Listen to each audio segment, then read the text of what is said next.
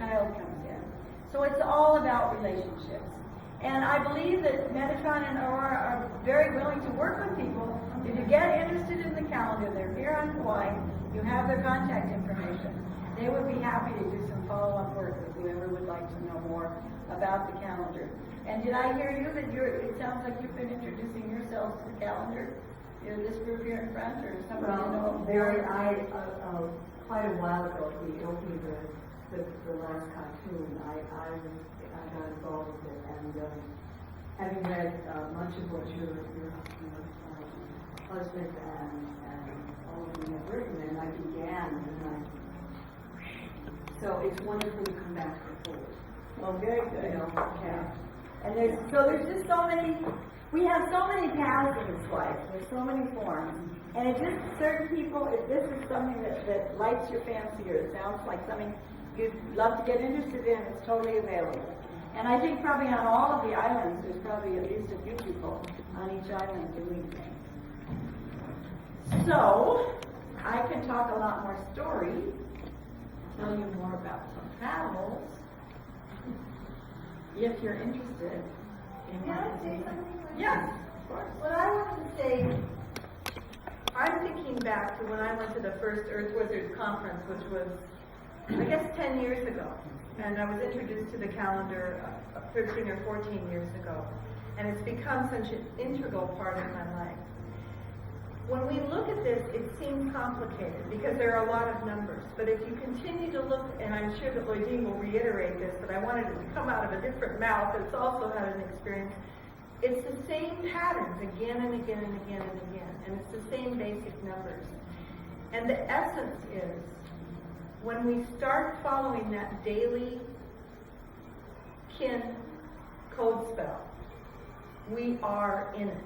We are a part of it, and our life immediately begins to shift into what they came up with as, and Lloydine has always called the 1320 frequency, which is the matrix of the soul. It's an entirely different system. It's the frequency of nature and everything in it. And it breathes life into you. It's the spiral of life. I mean, look at this woman. I had to say that. I just was forcing it on my mouth. Well, and maybe I can share a little bit, because as I said, I feel as though I've lived many lifetimes in my one lifetime, and I'm sure we all have some of that experience. As I was preparing today and thinking about what I would be presenting, there's something I am very deeply in tune with now, which is called the feminine mystery. Because I know I've somewhat been a mystery to myself through my life because of following my intuition and not always being in accord with how others would perceive how they might think I should be, and yet always seeking the truth and always seeking a path for myself. So I sort of thought of a great phrase. I said, my life as a vision quest. You hear the word go on a vision quest, and I really was contemplating today how my whole life has been that process, and how often do I not know what's going to happen, but how often have I been willing to just jump into the stream again and go out and see what is brought to me. Now, I'm also here because I've continued and I've studied with the practice of Jin-Shin-Jitsu, which is a beautiful practice. I learned of it in the 80s, and it was so resonant with me because there are 26 safety energy locks in a paired form, so there's 52 of them actually on our body if you take both sides of them. And how amazing it was that with number, there's a universal principle that runs through all of these systems. Or if you follow the Mayan long count, which is another way of tracking the Mayan calendar system, you see that there's correlation dates through them all. I hope Elliot, who's the beautiful grandchild of Aurora that she is now raising since her daughter passed 4 months ago, and he's such a beautiful child. But I hope he hasn't locked himself into it. We do have a kid. There's more of them in there. Oh, there's more in there. So they're all fun. That's actually the playroom for the church, so I was kind of relieved when I realized the children were coming, because there really was a room where they would be safe. So the other piece I wanted to talk about was how our streams of continuity of our life actually continuously converge, though, into who we are. And often, one piece, you know, like the way we're spirals, maybe one piece, like I felt I'd gotten very far away from Jinshin Jitsu, but I came back, and that's what brought me to Kaua'i in such a coincidental way that I ended up being able to be here tonight as well. And that stream was totally connected to natural time, because it's the most natural healing method where you're using your hands and you're opening your energies through your hands and through the different ways you can work with your fingers and toes. How natural is that? It's totally a natural healing form where you don't even need to be able to sterilize your needles like you'd have to do an acupuncture. I mean, if everything fell away and you just had yourself and nature, it's a system you can use anywhere without any tools.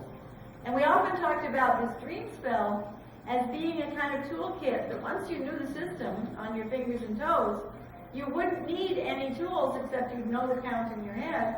And then your system becomes much more of an elevated, consciousness-raising computer system, that we are the computer we've been looking for.